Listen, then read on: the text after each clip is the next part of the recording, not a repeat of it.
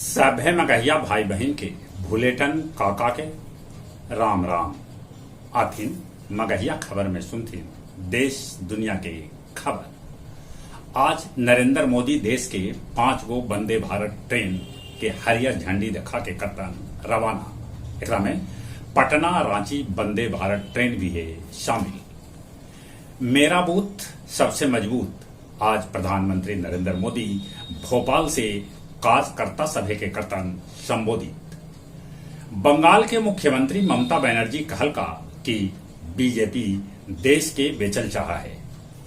रक्षा मंत्री राजनाथ सिंह कहलका कि पीओके भारत के हिस्सा हल आगे भी हो सका है।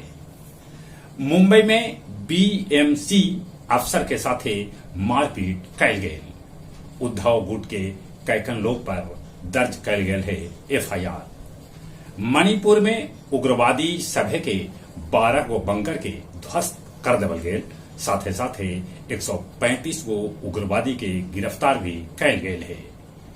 दिल्ली प्रगति मैदान भी लूट मामला में 2 गो बदमाश के पुलिस कैलक है गिरफ्तार। दिल्ली में बिजली के दाम बढ़ावे के लेके बीजेपी और कांग्रेस आपके घेरलक।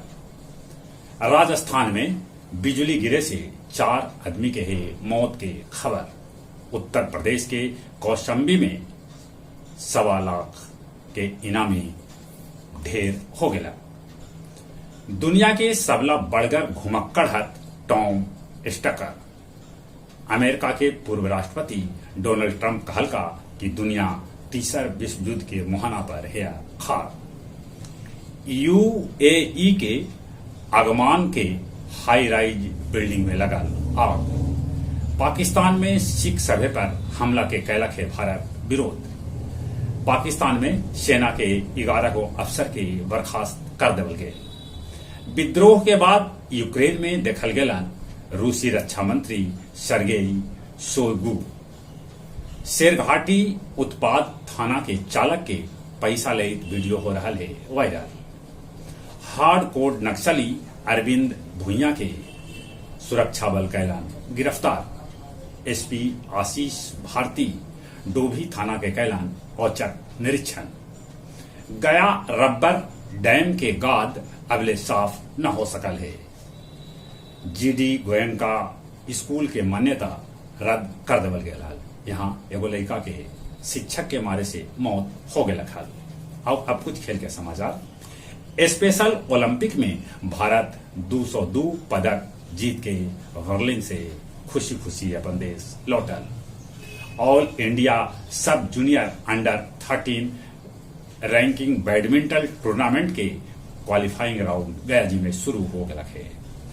पहलवान सभे कहलन कि अब लड़ाई सड़क पर न कोर्ट में लड़ल जाए। महिला बॉक्सिंग टीम के मुख्य कोच भास्कर मठ भट्ट दिलन अपन पद से इस्तीफा। सैफ चैंपियनशिप में आज भारत और कुवैत के बीच हुए भिड़ंत।